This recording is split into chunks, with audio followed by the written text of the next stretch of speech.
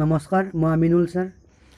আজি তোমালোকৰ বাবে এটা বিশেষ ভিডিঅ' লৈ আহিছোঁ আৰু এই ভিডিঅ'টিত মই দশম শ্ৰেণীৰ বিজ্ঞানৰ অধ্যায় 15 আমাৰ পৰিৱেশ পাঠটিৰ পাঠভিত্তিক প্ৰশ্ন উত্তৰসমূহ লৈ আহিছোঁ। আৰু আজি আমি এই পাঠটিৰ যিবিলাক প্ৰশ্নাৱলী আছে আৰু যিবিলাক অনুশীলনীৰ প্ৰশ্ন আছে এই আটাইবিলাক প্ৰশ্নৰ উত্তৰ আলোচনা কৰিম। তোমালোকে চাই যাবা। 257 পেজৰ যিটো 1 নম্বৰ কুৱেশ্যন আছে, তোমালোকে কিতাপখন উলিয়াই ল'বা। লগতে 257 পেজৰ 1 নম্বৰ যিটো কুৱেশ্যন আছে চাবা, কিছুমান পদাৰ্থ জীৱ নিম্নীকৰণ আৰু আন কিছুমান জীৱ অনিম্নীকৰণ কিয় হয়? জীৱ নিম্নীকৰণ আৰু জীৱ অনিম্নীকৰণ এই দুই ধৰণৰ পদাৰ্থ থাকে।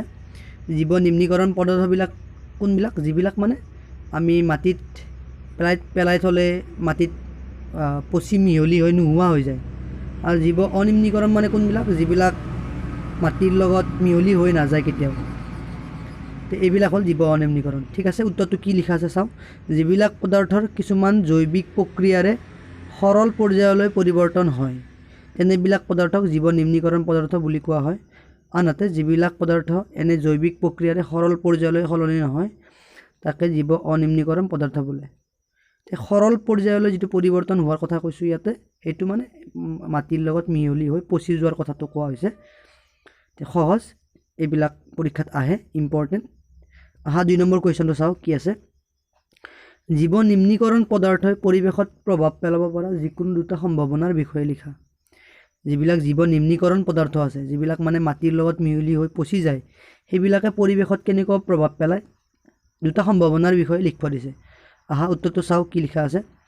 জীৱ নিম্নীকৰণ পদাৰ্থই পৰিৱেশত প্ৰভাৱ পেলাব পৰা দুটা সম্ভাৱনা হ'ল, যিবিলাক জীৱ নিম্নীকৰণ পদাৰ্থ আছে এইবিলাকে পৰিৱেশত ভালেই প্ৰভাৱ পেলায়। গতিকে 1 নম্বৰ প্ৰভাৱটো চোৱা, মাটিৰ উৰ্বৰতা বৃদ্ধি কৰে। এইটো বুজি পাইছানে? মাটিৰ যিটো সাৰুৱা হৈ পৰে, মাটিটো বেছি উৰ্বৰ হৈ পৰে, মানে তাতে খেতি কৰিলে ভাল হয়। এইটো জীৱ নিম্নীকৰণ পদাৰ্থৰ প্ৰভাৱ। 2 নম্বৰটো কি আছে? এই পদাৰ্থবোৰ পচি যায় বাবেই পৰিৱেশ পৰিষ্কাৰ কৰি ৰখাত সহায় কৰে। জীৱ নিম্নীকৰণ পদাৰ্থবিলাক পচি যায়, আৰু পচি যায় কাৰণে এইবিলাকে পৰিৱেশ নিকা কৰি ৰাখে, পৰিষ্কাৰ কৰি ৰাখে পৰিৱেশটো। এইটো দ্বিতীয় সম্ভাৱনা। এইখিনি আছিল। 3 নম্বৰ কুৱেশ্যনটো চাওঁ কি আছে। আৰু এই 2 নম্বৰ কুৱেশ্যনটো 2021 চনৰ মেট্ৰিকত আহিছিল 2 নম্বৰৰ কাৰণে, চাই ল'ব। 3 নম্বৰ কুৱেশ্যনটো কি আছে? জীৱ অনিম্নীকৰণ পদাৰ্থই পৰিৱেশত প্ৰভাৱ পেলাব পৰা যিকোনো দুটা সম্ভাৱনাৰ বিষয়ে লিখা। এইবাৰ জীৱ অনিম্নীকৰণ যিবিলাক পদাৰ্থ আছে সেইবিলাকে পৰিৱেশত কেনেকুৱা প্ৰভাৱ পেলায়, মানে যিবিলাক মাটিৰ লগত পচি মিহলি হৈ নাযায় সেনেকুৱা পদাৰ্থবিলাকে পৰিৱেশত কেনেকুৱা প্ৰভাৱ পেলায়। উত্তৰটো চাওঁ।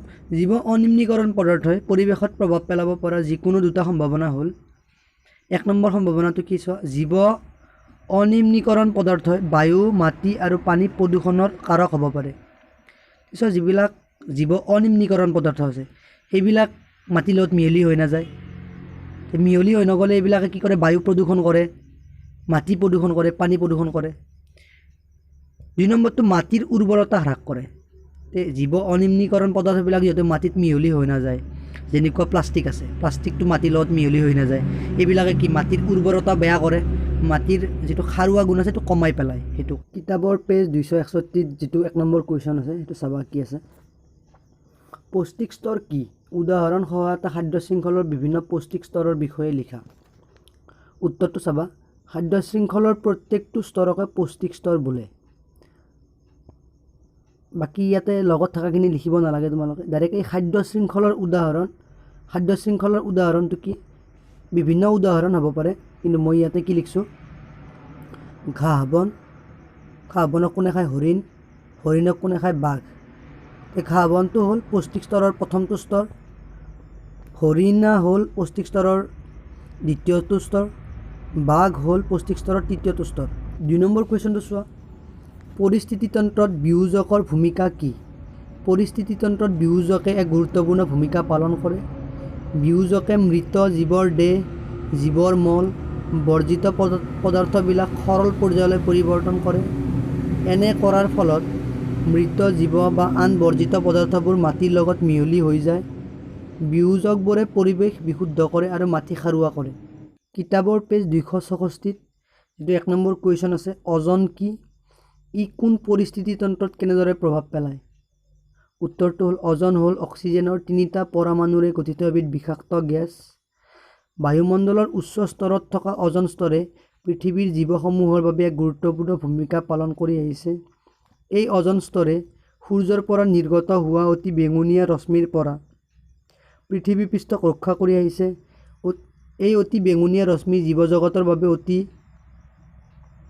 ক্ষতিকাৰক এই ৰশ্মিৰ পৰা মানুহৰ ছালৰ কৰ্কট ৰোগ পৰ্যন্ত হ'ব পাৰে 2 নম্বৰ কুৱেশ্যনটো চাবা পেলনীয়া আৱৰ্জনাৰ সমস্যা হ্ৰাস কৰিবলৈ তুমি কি পদক্ষেপ গ্ৰহণ কৰিবা পেলনীয়া আৱৰ্জনাৰ সমস্যা হ্ৰাস কৰিবলৈ তলত দিয়া পদ্ধতি দুটা অৱলম্বন কৰিব পাৰি 1 নম্বৰ দৈনন্দিন জীৱনত আমি জীৱ অনিম্নীকৰণ পদাৰ্থ যেনে প্লাষ্টিক পলিথিনৰ ব্যৱহাৰ হ্ৰাস কৰিব লাগিব আৰু এইবোৰৰ পুনৰ ব্যৱহাৰৰ ওপৰত গুৰুত্ব দিব লাগিব 2 নম্বৰ কুৱেশ্যন জীৱ নিম্নীকৰণ আৰু জীৱ অনিম্নীকৰণ পদাৰ্থবোৰ পৃথক কৰি ৰখাৰ ব্যৱস্থা কৰিব লাগিব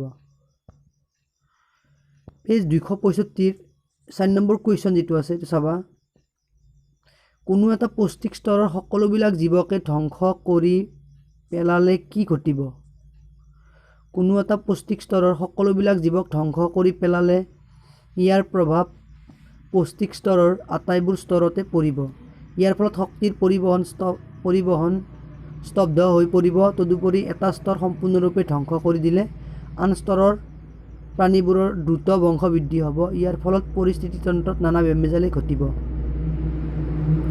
6 নম্বৰ কুৱেশ্যনটো চাবা জৈৱিক বিবৰ্ধক বুলিলে কি বুজা পৰিস্থিতি তন্ত্ৰৰ বেলেগ স্তৰত ইয়াৰ প্ৰভাৱ বেলেগ হ'বনে খাদ্য শৃংখলত বিভিন্ন ধৰণে কিছুমান ক্ষতিকাৰক ৰাসায়নিক পদাৰ্থ প্ৰৱেশ কৰে তেনে ৰাসায়নিক পদাৰ্থ খাদ্য শৃংখলৰ জৰিয়তে মানুহকে ধৰি সকলো জীৱৰ শৰীৰত মজুদ হয় এই পৰিঘটনাটোক জৈৱিক বিবৰ্ধক বোলে পৰিস্থিতি তন্ত্ৰৰ বেলেগ স্তৰত ইয়াৰ প্ৰভাৱ বেলেগ হয় খাদ্য শৃংখলৰ একেবাৰে শীৰ্ষস্থানত থকা জীৱৰ ওপৰত ইয়াৰ প্ৰভাৱ আটাইতকৈ বেছি আৰু নিম্ন স্থানত থকা জীৱৰ ওপৰত ইয়াৰ প্ৰভাৱ আটাইতকৈ কম 7 নম্বৰ কুৱেশ্যনটো চাবা আমি সৃষ্টি কৰা জীৱ অনিম্নীকৰণ পদাৰ্থবিলাকৰ পৰা আমাৰ কি সমস্যা হ'ব পাৰে আমি সৃষ্টি কৰা জীৱ অনিম্নীকৰণ পদাৰ্থবিলাকৰ পৰা আমাৰ তলত উল্লেখ কৰা বোৰৰ দৰে সমস্যাৰ সৃষ্টি হ'ব পাৰে এই নম্বৰ এই পদাৰ্থবিলাকে বায়ু মাটি আৰু পানী প্ৰদূষণ কৰে এই পদাৰ্থবিলাকে মাটিৰ উৰ্বৰতা হ্ৰাস কৰে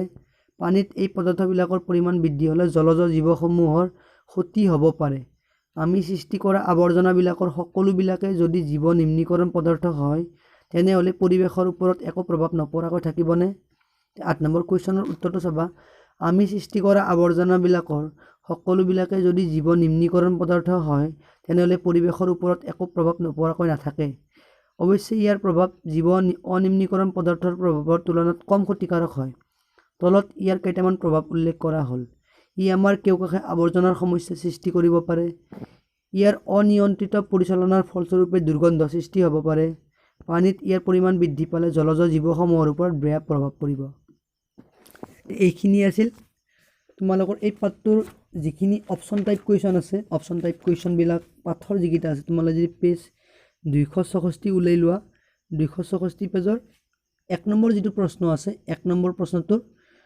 সি নম্বৰ অপশ্যনটো ৰাইট হ'ব আকৌ 2 নম্বৰ প্ৰশ্নটো যিটো আছে 2 নম্বৰ প্ৰশ্নটোৰ অপশ্যনৰ বি নম্বৰ অপশ্যনটো ৰাইট হ'ব 3 নম্বৰ যিটো কুৱেশ্যন আছে 3 নম্বৰ কুৱেশ্যনৰ ডি নম্বৰ অপশ্যনটো ৰাইট হ'ব এইখিনি তোমাৰ অপশ্যন টাইপ কুৱেশ্যন পাঠৰ বাকি মই তোমালোকৰ বাবে মেট্ৰিক পৰীক্ষাত আহি যোৱা এই পাঠটোৰ পৰা যিবিলাক প্ৰশ্ন আহি গৈছে আগতে মেট্ৰিকত তাৰে এটা ভিডিঅ' লৈ আহিম তোমালোকে কমেণ্টত জনাবা যদি তোমালোকক ভিডিঅ'টো লাগে এই পাঠটোৰ পৰা মেট্ৰিকত আগতে ভিতৰৰ কিবা প্ৰশ্ন আহিছিল যে সেইবিলাক যদি লাগে মোক জনাবা মই ভিডিঅ'টো লৈ আহিম আৰু যদি আজিৰ ভিডিঅ'টো তোমালোকে ভাল পালা লাইক কৰিবা কমেণ্ট কৰিবা আৰু মোৰ চেনেলটো সাবস্ক্ৰাইব কৰি দিবা ধন্যবাদ জয় আই অসম।